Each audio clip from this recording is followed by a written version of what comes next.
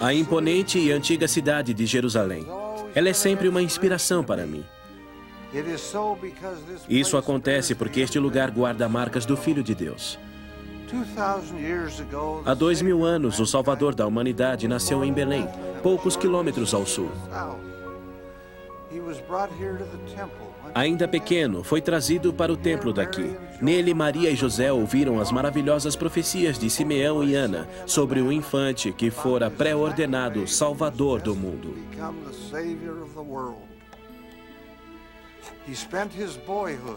Ele passou a infância em Nazaré da Galileia, ao norte de onde estamos agora.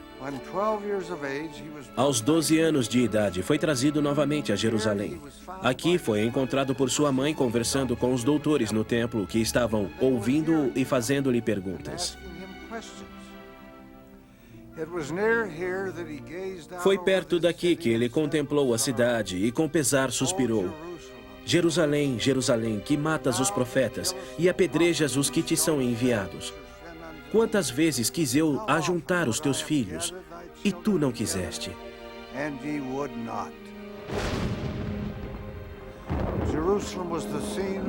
Jerusalém foi o palco dos momentos finais da vida mortal do Filho de Deus. Aqui ele sofreu a agonia do Getsemane. Foi preso, julgado, condenado. Padeceu a dor indescritível da morte na cruz. Foi sepultado na tumba de José e ressurgiu triunfante na ressurreição.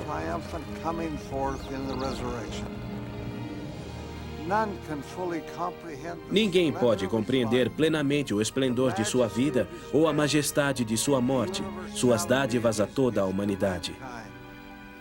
Declaramos assim como o fez o centurião por ocasião da morte de Cristo: verdadeiramente, este era Filho de Deus.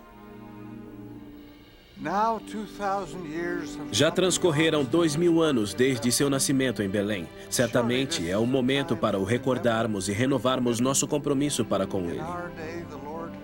Em nossos dias, o Senhor chamou 15 testemunhas especiais para testificarem de sua divindade perante o mundo. Eles têm um chamado único. São todos apóstolos do Senhor Jesus Cristo, escolhidos e comissionados por Ele.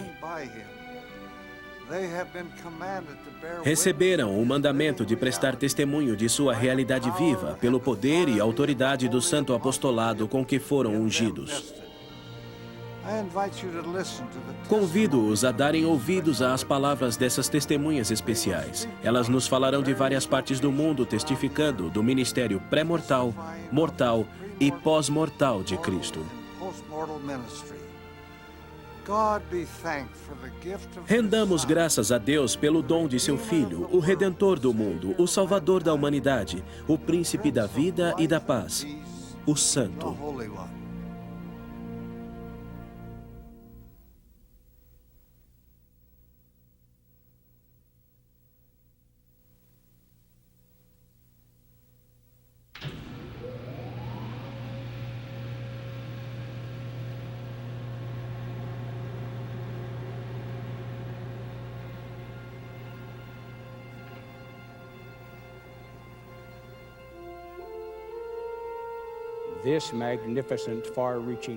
Esse extraordinário telescópio de longo alcance foi cuidadosamente posicionado de modo a ficar acima do nevoeiro e assim ter condições de sondar melhor as galáxias. E assim é na vida, a olharmos pelas lentes da fé. Se quisermos ver as coisas com mais clareza, também devemos erguer-nos acima das prumas do mundo. Assim, poderemos tornar nossas as palavras do hino.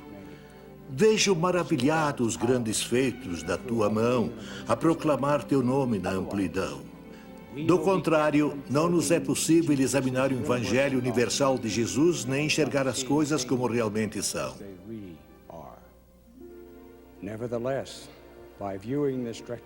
Contudo, ao fixarmos o olhar no cosmo infinito, podemos contemplar humildemente a vastidão das obras divinas. Muito antes de nascer em Belém e ficar conhecido como Jesus de Nazaré, nosso Salvador era Jeová. Já naquele estágio, sob a direção do Pai, Cristo era o Senhor do Universo, que criou mundos incontáveis. O nosso é apenas um deles. Quantos planetas no universo são habitados? Não sabemos, mas não estamos sós no universo. Deus não é o Deus de um único mundo. Testifico que Jesus é verdadeiramente o Senhor do universo, que por Cristo e por meio dele e dele os mundos são e foram criados, e seus habitantes são filhos e filhas gerados para Deus. Por ter nos comprado com seu sangue redentor, na grande e maravilhosa expiação, Jesus tornou-se nosso legislador. É pela obediência às suas leis e mandamentos que podemos voltar um dia à presença dele e de nosso Pai Celestial. Só esses fatos cósmicos, já mencionados, seriam o suficiente para fazer com que nos prostrássemos hoje, bem antes do dia do juízo final, ocasião em que todo joelho se dobrará e toda língua confessará que Jesus é o Cristo. Testificam que Jesus desempenhou esses grandiosos papéis de Criador e Legislador, movido pelo desejo de conceder a imortalidade a todos os filhos do Pai Celestial e viver com os mais valorosos no lar de seu Pai, que tem muitas moradas. Quando Cristo regressar, não será como um manso infante na manjedoura, mas para ser aclamado como Redentor e Senhor do Universo. Em um grande espetáculo no firmamento, as estrelas serão arremessadas de seu lugar, como que testemunhando o evento de forma muito mais extraordinária do que na época de seu nascimento, quando estrelas brilhando o banhavam de luz. Apesar das inúmeras criações, o Senhor do Universo, que se dá conta até mesmo da queda de um passarinho, é nosso Salvador pessoal e dele presto o meu testemunho apostólico, no santo nome de Jesus Cristo. Amém.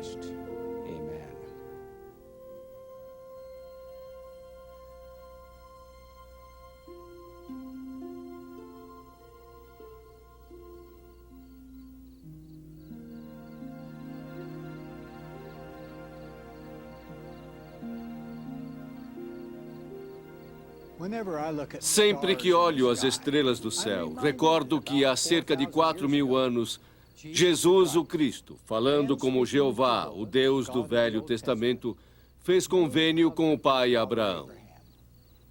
Entre as promessas estava a de que o Salvador do mundo nasceria pela linhagem dele e de que sua semente se multiplicaria como as estrelas dos céus. Além disso, foi-lhe dito que por meio de sua descendência seriam benditas todas as nações da terra. Esse convênio seria eterno, duraria até 1000 gerações. Abraão recebeu ainda a seguinte garantia: este direito continuará em ti e em tua semente depois de ti. Sim, as bênçãos do Evangelho, que são as bênçãos da salvação, sim, da vida eterna. Nas Escrituras aprendemos que esse convênio haveria de ser cumprido nos últimos dias. Então, a plenitude de seu Evangelho seria pregada e muitos verdadeiramente creriam que Jesus Cristo é o Filho de Deus. Em 1836, foram conferidas as chaves do Evangelho de Abraão. Em 1843, o Senhor declarou ao profeta Joseph Smith: Abraão recebeu promessas relativas à sua semente e ao fruto de seus lombos, dos quais tu provens. Esta promessa é vossa também, porque sois de Abraão. Irmãos e irmãs, vocês também têm direito às grandiosas bênçãos prometidas à linhagem fiel de Abraão. O Senhor explicou que vocês podem receber as bênçãos e responsabilidades do sacerdócio dele por meio de sua fé, obras e linhagem declarada em sua bênção patriarcal. Sois herdeiros legais, disse ele. Vossa vida e o sacerdócio permaneceram, e é necessário que permaneçam por meio de vós e de vossa linhagem. As bênçãos máximas do convênio abraâmico são conferidas nos templos sagrados. Elas permitem-nos surgir na primeira ressurreição e herdar tronos, reinos, principados, poderes e domínios para nossa exaltação e glória em todas as coisas. O cumprimento do antigo convênio abraâmico só é possível em virtude do Senhor Jesus Cristo. É graças a Ele que poderemos habitar com Deus, com Ele e nossa família eternamente. Essa é sua obra e sua glória. Eu o amo, testifico dele e expresso-lhe minha eterna gratidão, agora e para todo o sempre.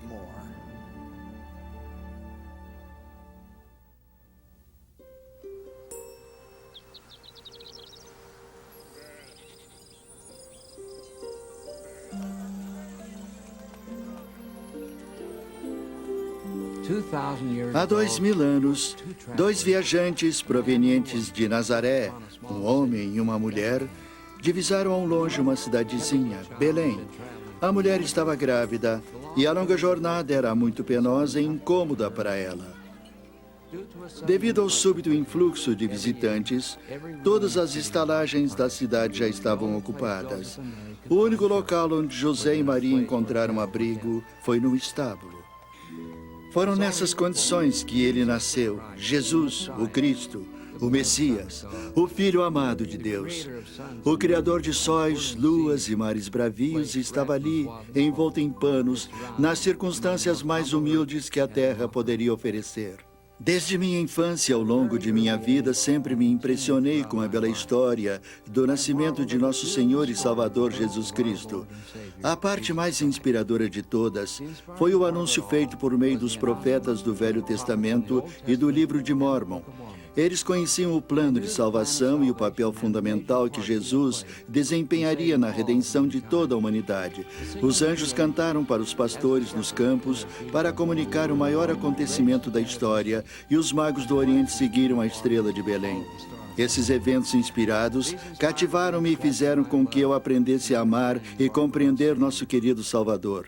Sua vida não foi muito diferente de seu nascimento. Desprezado e rejeitado, homem de dores e experimentado nos trabalhos, não tinha onde reclinar a cabeça. Nos tempos modernos, onde a glória e a fama estão ligadas a troféus e riquezas deste mundo, parece-nos quase impossível que um homem solitário, sem lar e sem influência política, pudesse modificar o curso da história e da eternidade. Mas testifico a vocês que ele o fez. Jesus o Cristo ensinou as palavras da vida, mostrou o caminho da verdade, da paz e da felicidade.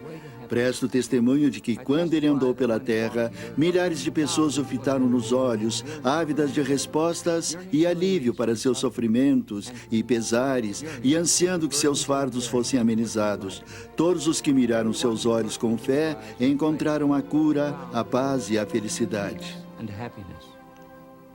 Como apóstolo do Senhor Jesus Cristo, testifico-lhes hoje que tempo virá em que todos contemplaremos os olhos amorosos do Salvador, e então saberemos com certeza que a criança que nasceu de Maria é de fato o Filho de Deus, o Salvador do mundo. Veremos que não há pesar demasiado grande, dor por demais pungente ou fardo tão insuportável que seu toque bendito não possa aliviar. Ele pede que acreditemos nele, aprendamos dele e nos esforcemos para seguir seus ensinamentos.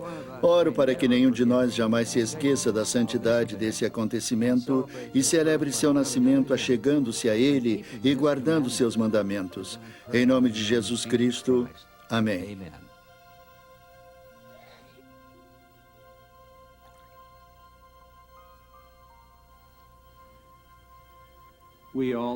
Todos recordamos nitidamente o dia em que nos batizamos e recebemos o Espírito Santo. À medida que aumenta a nossa compreensão do vastíssimo significado da vida de Jesus Cristo, do que ele fez para abençoar todas as pessoas, essa ordenança assume uma importância ainda maior. Realmente vivemos na presença de nosso Pai eterno e de seu Filho amado, nosso Salvador. Todos os mortais que já viveram ou ainda viverão nesta terra optaram por este privilégio após terem a perfeita compreensão do plano de salvação que guiaria nossa vida aqui. Somente quem fizer e guardar os convênios do batismo, obedecer diligentemente aos mandamentos e receber todas as demais ordenanças necessárias, terá a alegria completa na terra e viverá eternamente no reino celestial. Para os que verdadeiramente se arrependerem, o batismo proporciona a remissão dos pecados devido à expiação de Jesus Cristo. O Salvador disse: aquele que não nascer de novo não pode ver o reino de Deus. Esse é um requisito indispensável para todos os que desejarem a plenitude das bênçãos que Ele tem a oferecer. É por isso que realizamos vicariamente nos templos sagrados a ordenança do batismo por nossos antepassados falecidos. O próprio Mestre foi batizado para cumprir toda a justiça. Ele é o nosso exemplo perfeito em todas as coisas. Testifico que nosso Senhor e Salvador Jesus Cristo é um ser ressurreto, dotado de perfeito amor e compaixão. Presto testemunho de que Ele deu sua vida para que pudéssemos viver eternamente com Ele, nosso Pai Celestial, e nossos entes queridos que se mostrarem dignos por meio da obediência aos mandamentos e do recebimento de todas as ordenanças da salvação. Testifico solenemente que sei que o Salvador vive.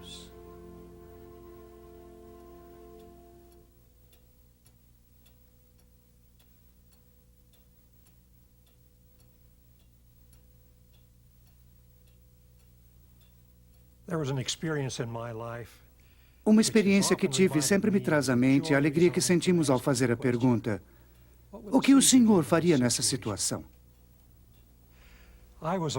Eu estava no primeiro destacamento de fuzileiros navais que aportou no Japão, após a assinatura do Tratado de Paz que pôs fim à Segunda Guerra Mundial.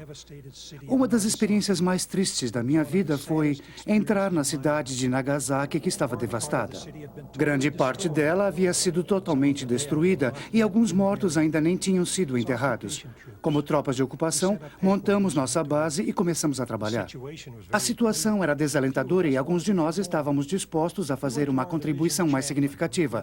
Procuramos o capelão de nossa divisão e pedimos permissão para ajudar a reconstruir as igrejas cristãs do país. Devido às restrições governamentais do período da guerra, elas quase haviam parado de funcionar. Os poucos prédios que restaram estavam seriamente danificados. Alguns integrantes de nosso grupo se prontificaram a reconstruir e remodelar essas capelas em nossas horas de folga, para que elas estivessem em condições de voltar a receber os fiéis. Não tínhamos conhecimento algum do idioma japonês. Nossa colaboração resumia-se ao trabalho braçal de reformar igrejas. Encontramos os ministros que se viram impossibilitados de servir nos anos da guerra e os incentivamos a voltar ao púlpito. Foi uma experiência excepcional acompanhar esses cristãos no processo de retomada da liberdade de praticar sua religião.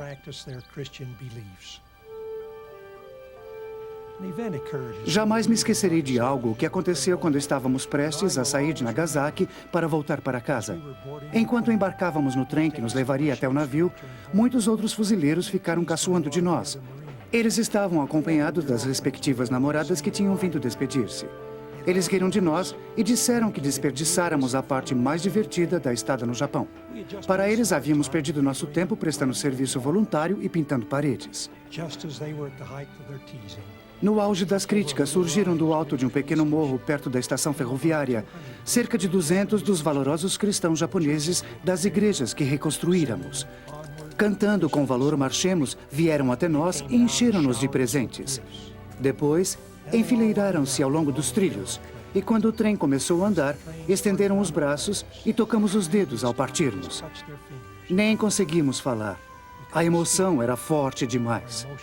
No entanto, estávamos gratos por ter dado nossa humilde contribuição para ajudar a restabelecer o cristianismo em uma nação arruinada pela guerra. Sei que Deus vive. Sei que somos todos seus filhos e que Ele nos ama.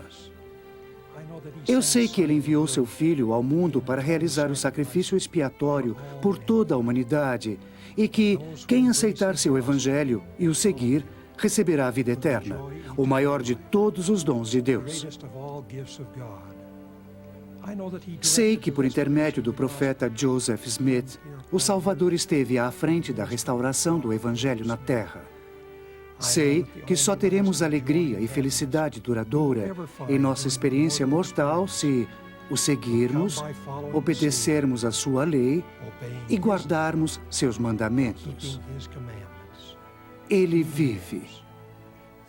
Este é o testemunho que lhes presto em seu santo nome, Jesus Cristo. Amém.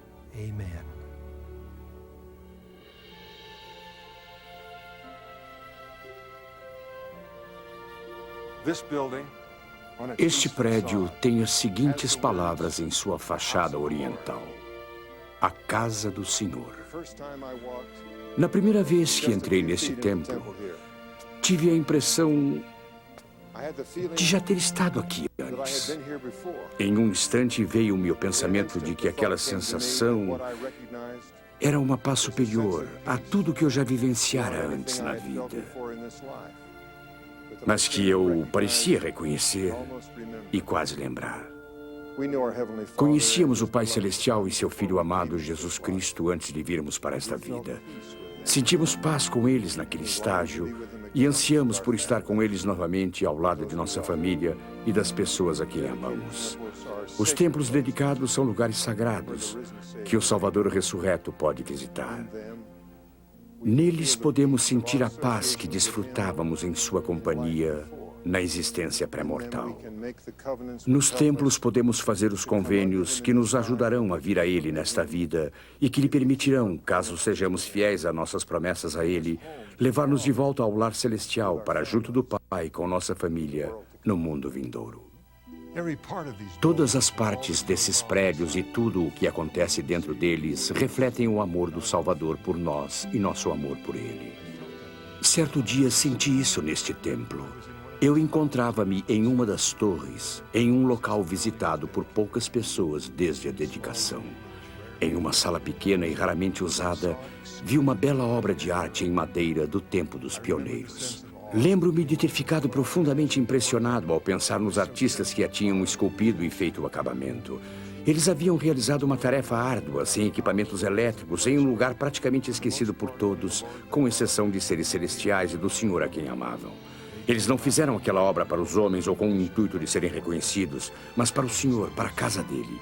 Eles sabiam, assim como eu sei, que ele vive e que pedir a seu povo que se reunisse e fosse digno de construir-lhe uma casa para que ele pudesse orientá-los e abençoar a eles e as famílias.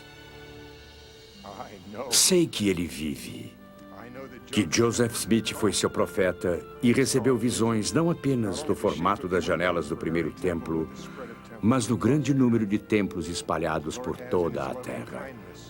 O Senhor, em sua bondade e amor, confiou as chaves do sacerdócio exercido nesses templos a seus servos, a fim de abençoar a nós e nossos familiares falecidos e concluir a obra para seu retorno glorioso. Sei que isso é verdade. Traz-me paz ao coração. Em nome de Jesus Cristo. Amém.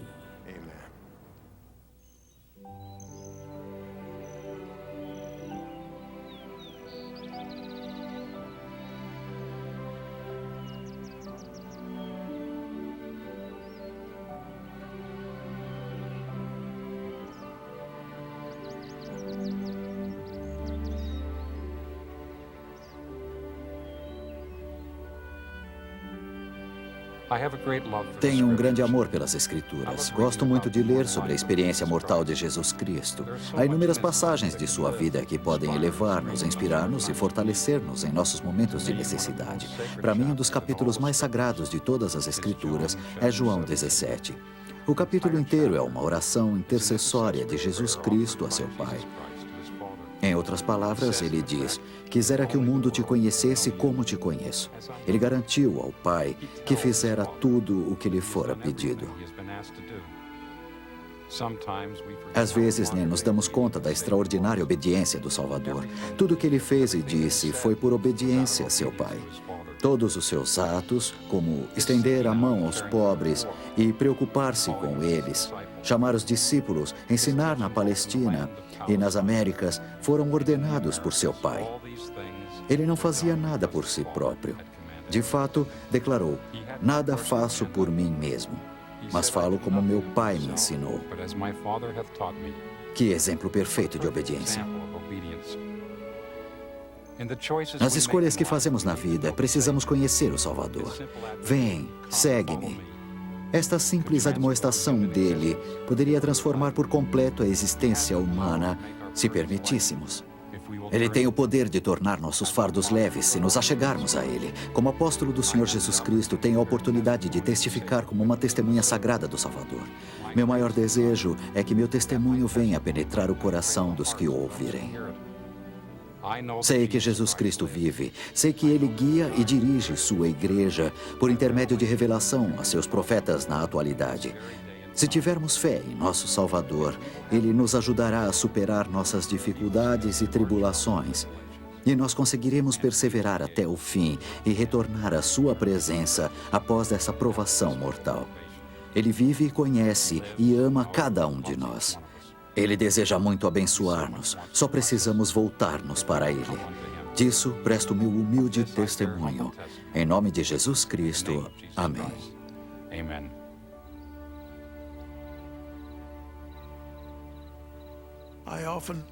Nunca esqueço o momento em que o presidente Kimball, alguns anos atrás, pediu que eu fosse até o quarto andar do templo. Eu estava trabalhando como assistente dos 12. E ele chamou-me para conversar. Ele disse: "David, você pode vir agora?" Respondi: "Posso, presidente?" Ele insistiu: "Neste instante." A caminho do templo, meu coração batia acelerado, sem saber o motivo daquele convite do presidente Kimball. O presidente Kimball levou-me a uma pequena sala onde eu jamais estivera e lá me entrevistou, fazendo perguntas sobre a minha dignidade. Obviamente, fiquei assustado pelo fato de ele conversar comigo daquela forma, principalmente porque eu não tinha a menor ideia do que fora fazer ali. Em seguida, fez sinal para que nos levantássemos.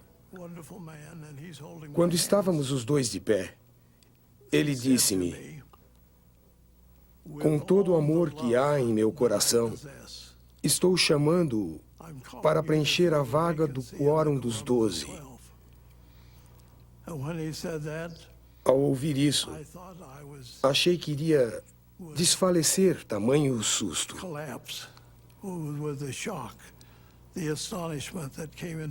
Fiquei desconcertado.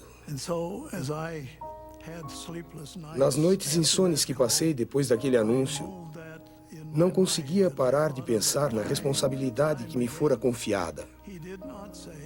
Ao informar-me, o presidente Kimball não disse, como presidente da igreja, e sim, com a humildade que lhe era tão peculiar, com todo o amor que há em meu coração.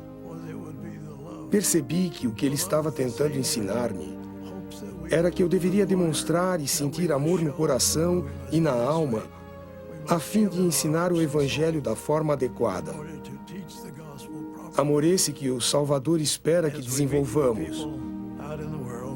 Ao reunir-me com pessoas de todo o mundo e prestar testemunho do Deus vivo, tenho aquela sensação cálida e agradável no coração de que Ele é real, de que Ele vive e é nosso Pai Celestial, e de que Jesus é o Cristo, o Filho unigênito de Deus na carne. Sei que isso é verdade. Assim transmito-lhes meu testemunho, meu conhecimento e o ardor que há em meu peito sobre a veracidade dessas coisas. Em nome de Jesus Cristo, nosso Salvador.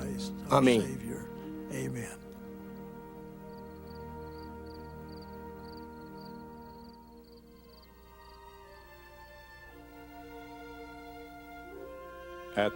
Ao fim de seu ministério, Jesus instituiu o sacramento da ceia do Senhor. Partiu o pão, abençoou e distribuiu aos discípulos, dizendo: Tomai, comei, isto é o meu corpo. Fazei isto em memória de mim.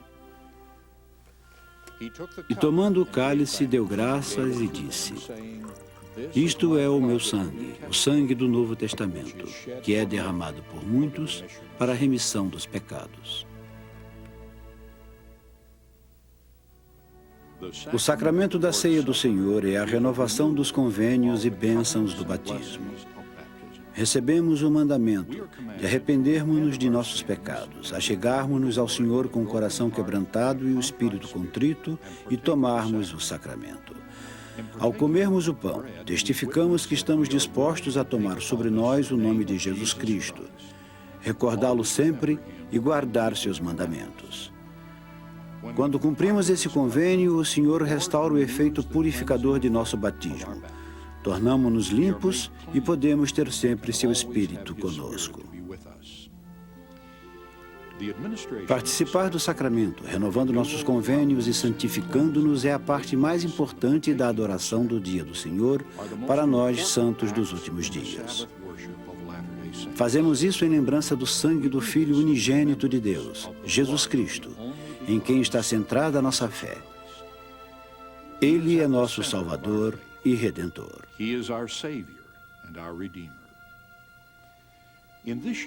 Nesse ano em que comemoramos os 2000 anos do nascimento de Cristo, somo meu testemunho ao de seus outros apóstolos. Presto testemunho de que ele vive e nos ama. Testifico que, como a luz e vida do mundo, ele proporcionou-nos o meio de voltarmos a nosso lar celestial para viver ao lado de Deus, nosso Pai eterno, e desfrutar suas bênçãos mais sublimes, a saber, a vida eterna, o maior de todos os dons de Deus. Em nome de Jesus Cristo, amém.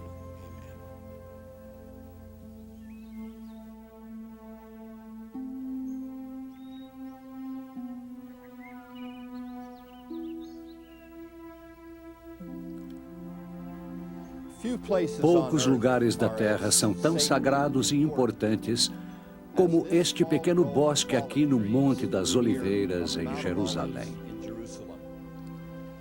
Foi aqui no jardim do Getsemane, na sua última noite da mortalidade, que Jesus deixou seus apóstolos e mergulhou sozinho nas profundezas da agonia que constituiriam seu sacrifício expiatório pelos pecados de toda a humanidade. Respirando com dificuldade, de joelhos, curvado, exclamou: Abba, Pai, todas as coisas te são possíveis. Afaste de mim este cálice. Não seja, porém, o que eu quero, mas o que tu queres. Ao parar para refletir, qualquer seguidor de Cristo fica assombrado com o fato de o sacrifício voluntário e misericordioso de um único ser satisfazer as exigências infinitas e eternas da justiça, expiar todos os erros humanos, suportar todas as enfermidades mortais e sentir todas as angústias, pesares e aflições de todas as pessoas. Mas testifico que é exatamente isso o que Cristo fez por todos nós. Presto o meu solene testemunho de que a expiação de Jesus Cristo estabeleceu os alicerces da compaixão e constitui o âmago do plano eterno de Deus para nossa salvação e felicidade. Não seria de esperar que também nos portássemos com serenidade e reverência aqui. Não seria de esperar que fizéssemos convênios sagrados em vista do amor que se demonstrou aqui. Não seria de esperar que Cristo, o maior de todos, tivesse neste local tomado a taça amarga sem retroceder, para que não precisássemos sofrer caso nos arrependêssemos e viéssemos a Ele. Manifesto meu assombro e reverência, minha adoração e testemunho apostólico dele em seu nome redentor, o nome do Senhor Jesus Cristo. Amém.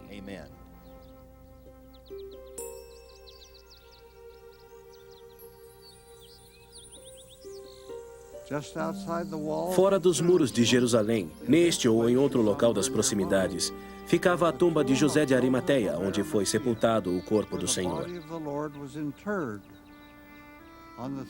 No terceiro dia após sua morte, Maria Madalena e a outra Maria foram ver o sepulcro. E eis que houvera um grande terremoto, porque o anjo do Senhor, descendo do céu, chegou, removendo a pedra da porta, e sentou-se sobre ela. Mas o anjo disse às mulheres: Não tenhais medo, pois eu sei que buscais a Jesus, que foi crucificado. Ele não está aqui porque já ressuscitou, como havia dito. Vinde, vede o lugar onde o Senhor jazia. Essas são as palavras mais reconfortantes de toda a história humana. A morte, até então universal e irreversível, fora conquistada. Onde está, ó morte, o teu aguilhão? Onde está, ó inferno, tua vitória? A primeira pessoa a quem o Senhor ressurreto apareceu foi Maria. Ele falou-lhe e ela respondeu. Ele era real, estava vivo. Ele cujo corpo fora sepultado. Não é de estranhar que, ao vê-lo pouco depois com as marcas nas mãos e no lado, Tomé tenha exclamado enlevado: Senhor meu e Deus meu. Isso jamais acontecera. Antes não havia esperança para a morte. Agora havia a vida eterna. Somente um Deus poderia ter feito isso. A ressurreição de Jesus Cristo foi o grandioso evento que coroou sua vida em missão, o ponto culminante da expiação. O sacrifício de sua vida por toda a humanidade não seria completo se ele não ressurgisse da tumba com a garantia da ressurreição para todos os que já houvessem vivido na terra. De todas as vitórias já registradas nos anais da história da humanidade, nenhuma é tão importante, tão universal em seus efeitos e de consequências tão eternas quanto o triunfo do Senhor crucificado sobre a tumba naquela primeira manhã de Páscoa. Todos os que presenciaram esse acontecimento, todos os que viram e ouviram o Senhor ressurreto ou falaram com ele, testificaram da realidade desse que foi o mais sublime dos milagres. No decorrer dos séculos, seus seguidores viveram e morreram proclamando a veracidade desse fato divino. A todos esses testemunhos acrescentamos o nosso e testificamos dele que morreu na cruz do Calvário e ressuscitou em esplendor fulgurante como Filho de Deus, o Mestre da vida e morte.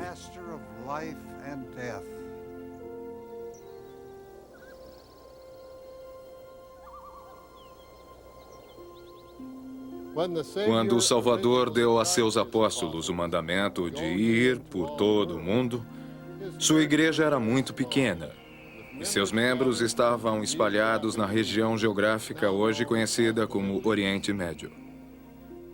Seus dinâmicos apóstolos, como Pedro, Tiago, João e Paulo, viajando quase sempre a pé ou de barco, fizeram tudo a seu alcance para manter o pequeno rebanho unido. Mas as distâncias e a falta de comunicação dificultavam sobremaneira o trabalho.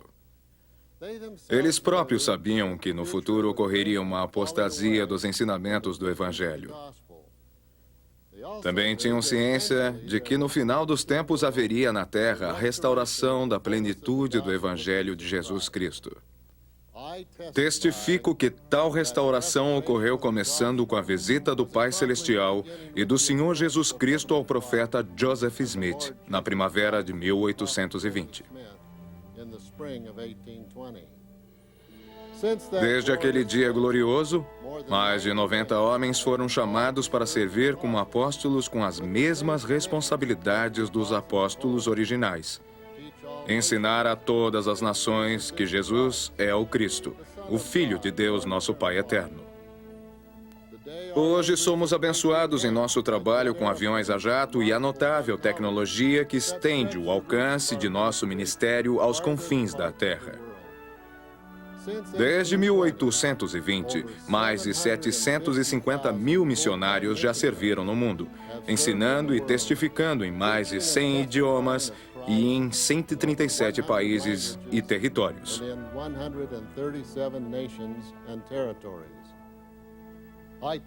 Testifico-lhes que é da vontade de nosso Pai Celestial, por meio de seu Filho amado, o Senhor Jesus Cristo, que esta obra maravilhosa avance.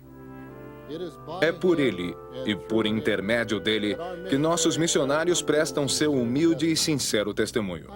Sou testemunha disso.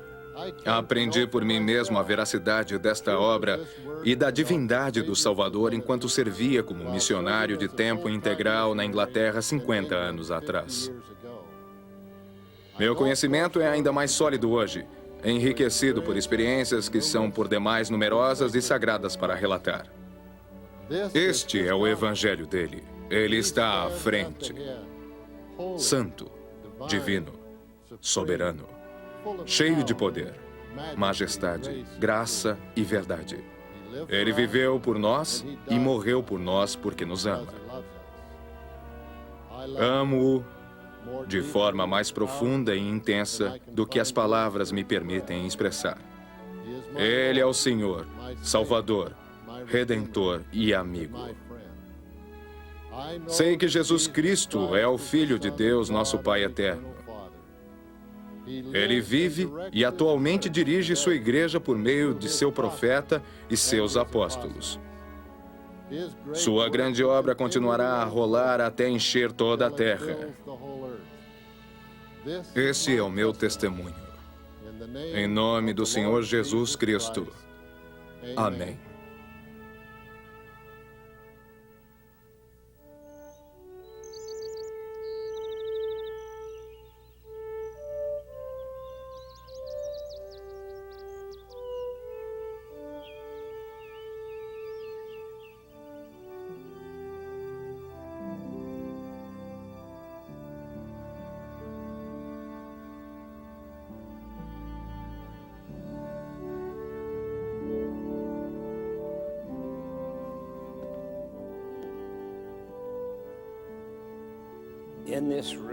Neste recinto, em 3 de abril de 1836, foi cumprida uma promessa feita mais de 2000 anos antes.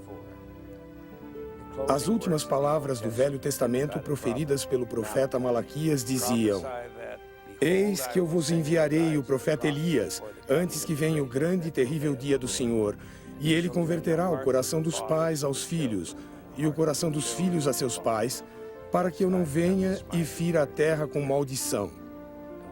Quando o anjo Moroni apareceu ao profeta Joseph Smith, citou várias escrituras, entre elas essa de Malaquias, que hoje figura na seção 2 de Doutrina e Convênios.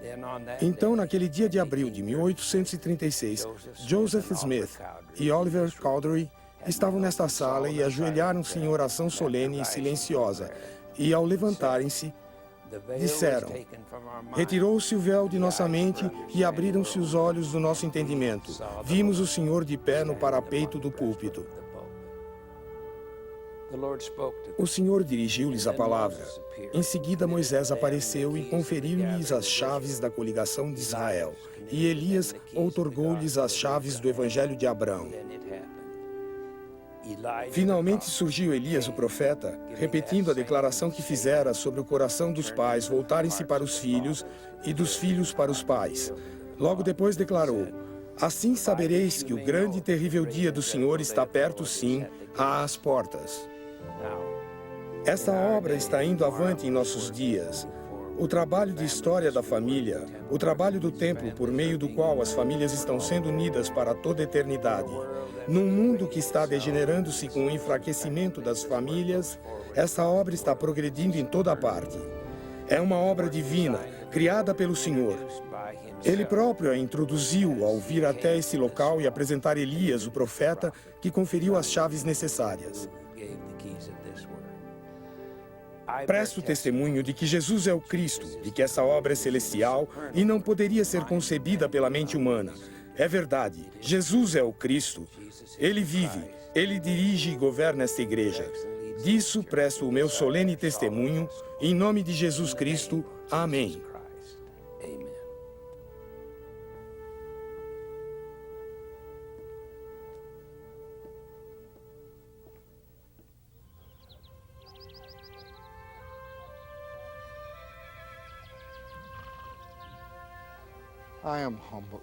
Sinto-me honrado por estar nesse local sagrado na histórica Nauvoo, que também era conhecida como cidade de Joseph, por causa de Joseph Smith, seu fundador.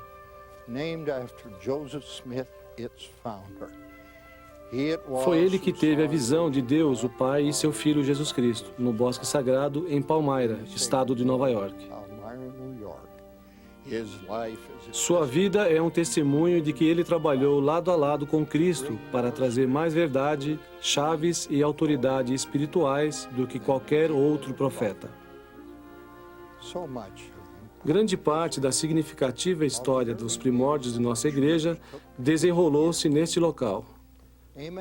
Aqui foi erigido um templo magnífico, o segundo a ser edificado nesta dispensação. O templo de Nauvoo foi construído para que os membros da igreja pudessem receber as maiores bênçãos que Deus tem para seus filhos. Ao andar por entre os alicerces do templo de Nauvoo, tenho uma sensação indescritível. No último dia antes de o templo ser fechado e os santos partirem, muitos estavam praticamente morando nele. Meus bisavós John e Jane Eckerley estavam entre os derradeiros a receberem as bênçãos do templo nesse prédio maravilhoso em 3 de fevereiro de 1846. E foi providencial, pois John Eckerley morreu em Winter Quarters. Em breve, este templo admirável será reconstruído para a glória do Senhor. Aqui ficava a pia batismal do templo. O Senhor disse a Nicodemos: aquele que não nascer da água e do Espírito não pode entrar no reino de Deus.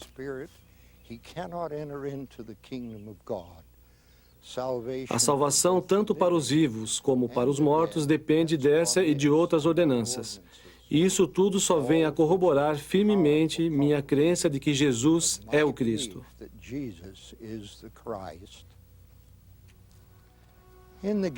Ao longo das muitas e cruciantes provações da vida, com as quais sempre me deparo em meu chamado, procuro ajoelhar-me com o espírito humilde e buscar auxílio na única fonte possível. Muitas vezes o fiz profundamente angustiado, suplicando ardentemente a Deus que me concedesse forças para realizar o trabalho que aprendia a amar mais do que a própria vida.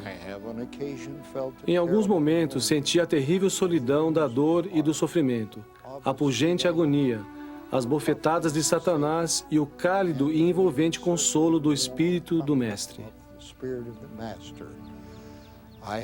Também já me senti sobrecarregado e tive dúvidas a respeito de minha própria capacidade e dignidade e a sensação momentânea de ter sido esquecido e abandonado. Logo depois, recebendo um fortalecimento 1000 vezes superior. Por diversas vezes escalei o Monte Sinai espiritual, procurando comunicar-me e receber instruções. Foi como se eu realmente tivesse passado pelo Monte da Transfiguração, sentido grande força e poder na presença de Deus. Uma sensação sagrada e especial tem sido uma influência revigorante e, não raro, uma companhia muito íntima. Ao servir no chamado do Santo Apostolado, reconheço que sou um homem muito comum.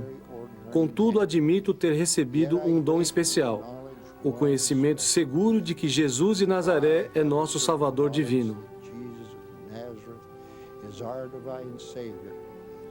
Sei que Ele vive, sei que por meio da indescritível agonia da expiação, os homens e mulheres, caso se arrependam, podem ser perdoados de seus pecados. Em virtude do milagre da ressurreição, todos vencerão a morte. Sinto o seu amor e fico assombrado ao pensar no preço que pagou por cada um de nós. Às vezes me pergunto quantas gotas de sangue ele derramou por mim. Esse é o testemunho que presto dele e o faço em nome de Jesus Cristo. Amém.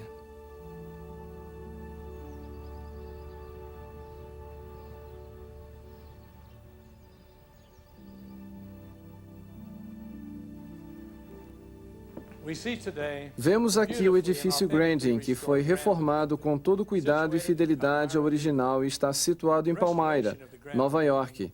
O objetivo da restauração foi conservar a integridade histórica do prédio, permitindo aos visitantes mergulhar na atmosfera daquele momento histórico. Este é o local em que foi rodada a primeira edição do Livro de Mórmon, com uma tiragem de 5.000 exemplares, cifra impensável para uma gráfica do interior. O Sr. E.B. Grandin adquirira novas máquinas, entre elas a recém-lançada Prince Smith, em Nova York. Essa máquina usava a tecnologia mais avançada que as demais existentes na época e permitiu ao profeta Joseph Smith imprimir o Livro de Mórmon mais perto de casa. Retrocedamos um pouco nas páginas da história para darmos o devido valor a uma das maiores maravilhas da civilização, a invenção do tipo móvel. Antes dessa descoberta de Gutenberg, escrevia-se tudo a bico de pena, letra por letra, linha por linha, página por página. Foi com o tipo móvel que o Sr. Grandin imprimiu o Livro de Mórmon, composto minuciosamente pelas mãos de um tipógrafo habilidoso que, com a memória e a experiência acumulada, conhecia todos os tipos, matrizes e tamanhos existentes. Depois de formada, a página recebia uma camada de tinta, era impressa e estava pronta para encadernação. O Senhor trouxe ao mundo o Livro de Mórmon em um momento da história em que os métodos gráficos facilitariam sua difusão por todo o mundo. Atualmente, as novas máquinas permitem que a Igreja imprima e distribua anualmente muitos milhões de exemplares do Livro de Mórmon. Agora gostaria de relatar-lhes uma experiência que tive há vários anos no sul dos Estados Unidos, quando, após uma conferência de estaca, uma irmã veio até mim e perguntou: "O senhor conhece o elder Delbert L. Stapley?" Respondi que ele e eu éramos apóstolos do Senhor e servíamos juntos na obra do Mestre. Então ela entregou-me um exemplar do Livro de Mórmon que trazia uma dedicatória e assinatura de Delbert L. Stapley. Ela explicou que sua avó recebera aquele livro do jovem elder Stapley. Em seguida pediu: "Poderia mostrar esse livro ao elder Stapley e dizer-lhe que centenas dos descendentes de minha avó foram convertidos por meio dele e que eles, por sua vez, levaram a mensagem do Livro de Mórmon a muitas outras pessoas?" Mostrei aquele Livro de Mórmon com a dedicatória ao elder Stapley. Muito atento, ele ouviu minha narração de como o livro caíra em minhas mãos. Examinou sua assinatura em silêncio e disse: "Hoje é um dos dias mais felizes de minha vida. Tenho o testemunho pessoal de que o Livro de Mórmon muda a vida das pessoas. É de fato outro testamento de Jesus Cristo."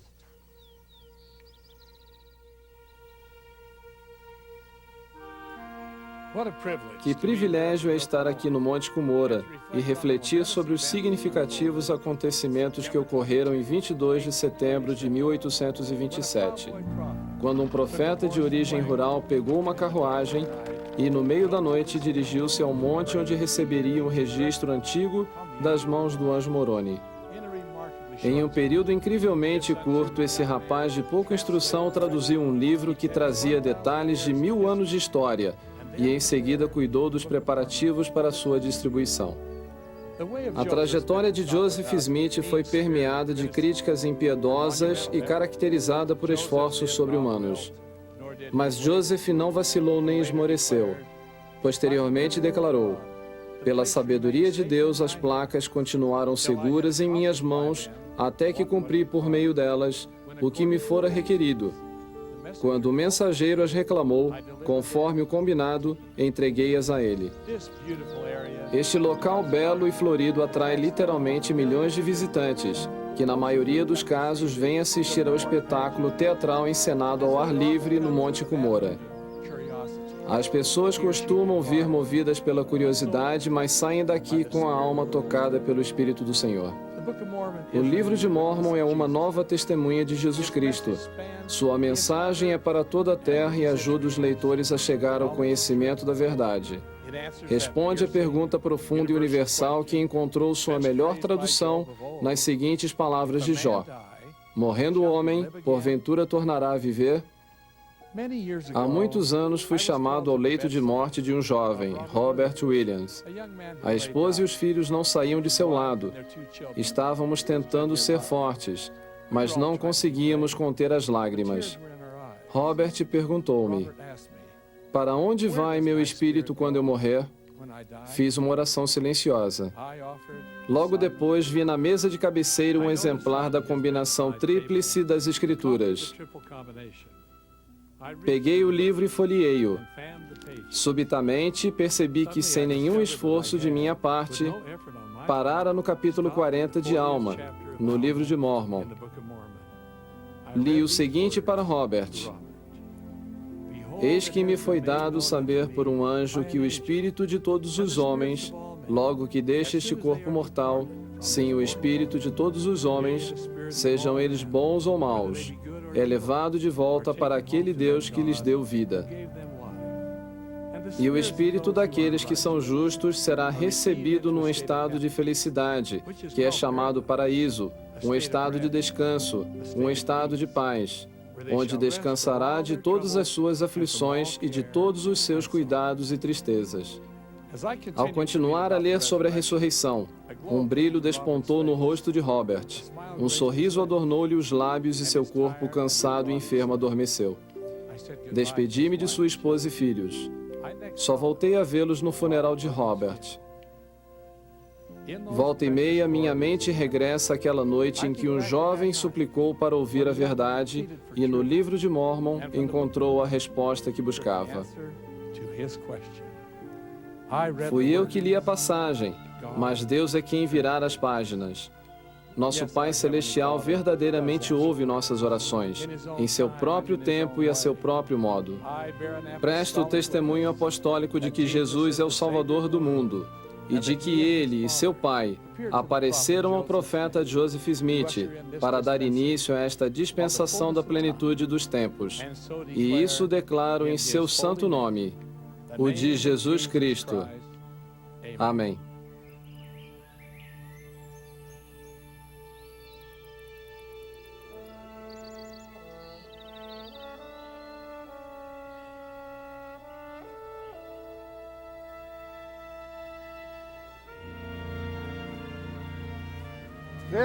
Este é o bosque sagrado. Este solo santo é reverenciado pelos membros da igreja do mundo inteiro. É aqui que tudo começou, o milagre desta grande obra que se irradiou por toda a terra. Foi aqui que ocorreu a primeira visão. Foi aqui que Deus, o Pai Eterno, apareceu com o seu Filho amado Jesus Cristo, o Senhor ressurreto.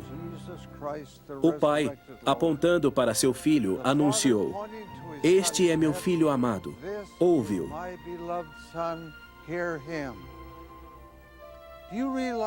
Dão-se conta da importância dessa declaração? Aqui estava Deus, o Pai Eterno, o Todo-Poderoso, prestando testemunho em palavras simples. Jamais houve um testemunho mais expressivo ou veemente a respeito do Senhor ressurreto do que este prestado por seu próprio Pai. O véu que se mantivera cerrado durante séculos agora se abria. Começava uma nova e gloriosa dispensação que ainda reservava outras revelações maravilhosas. Outro testamento de Jesus Cristo foi trazido à luz para testificar qual uma voz clamando desde o pó. O santo sacerdócio, conferido originalmente pelo Mestre aos apóstolos de sua época, foi restaurado para os homens vivos por esses mesmos apóstolos, agora ressurretos. Seguiu-se uma verdadeira nuvem de testemunhas, com chaves e poderes, para levar a cabo a restauração da igreja, estabelecida por Jesus Cristo quando de sua passagem pela terra, que agora seria conhecida como a Igreja de Jesus Cristo dos Santos dos Últimos Dias. Aqui, exatamente neste lugar, findou a longa noite de apostasia e raiou a gloriosa aurora de uma nova era. O próprio Deus foi visto e ouvido. Aqui, em meio a essas árvores que inspiram tanta tranquilidade, neste local extremamente sagrado, a natureza da deidade foi novamente revelada. A mente receptiva e livre de ideias preconcebidas de um menino tornou-se o veículo ideal para a revelação que aqui foi concedida e as muitas outras que se seguiram. Na condição de 15º profeta desde Joseph Smith e de portador do manto profético que lhe foi conferido, solenemente declaro meu testemunho de que o relato que ele fez desses eventos é verdadeiro, de que o Pai testificou da divindade de seu Filho, de que o Filho instruiu o menino profeta, e que a partir daí teve início a sucessão de acontecimentos que resultaram na organização da única igreja verdadeira e viva na face de toda a terra, com a qual eu, o Senhor, me deleito, conforme declarou ele. Presto meu testemunho solene e reverente da realidade e personalidade do Deus vivo e de seu Filho, nosso Redentor. Profiro essas palavras pelo poder do Espírito Santo, no sagrado nome de Jesus Cristo. Amém.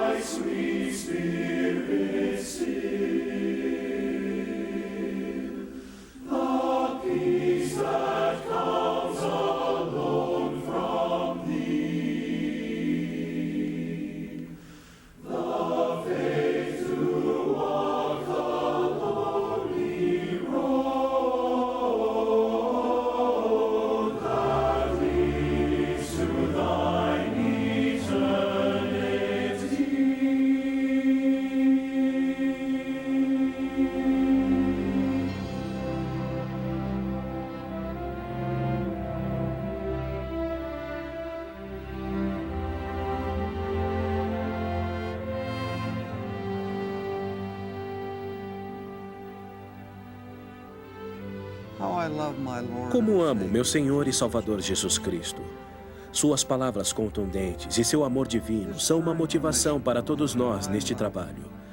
Amo meus irmãos que foram chamados como autoridades gerais.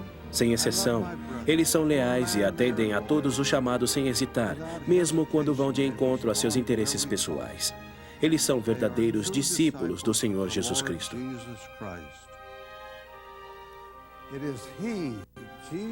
É Ele, Jesus Cristo, quem está à frente desta igreja que leva seu nome sagrado. Ele vela por ela e a guia. À mão direita de Deus, Ele dirige esta obra. Unidos como seus apóstolos, autorizados e comissionados por Ele para tal, prestamos nosso testemunho de que Ele vive e de que voltará para tomar posse de seu reino e governar como Rei dos Reis e Senhor dos Senhores. Disso temos certeza e prestamos nosso testemunho apostólico em seu santo nome, sim, o de Jesus Cristo. Amém.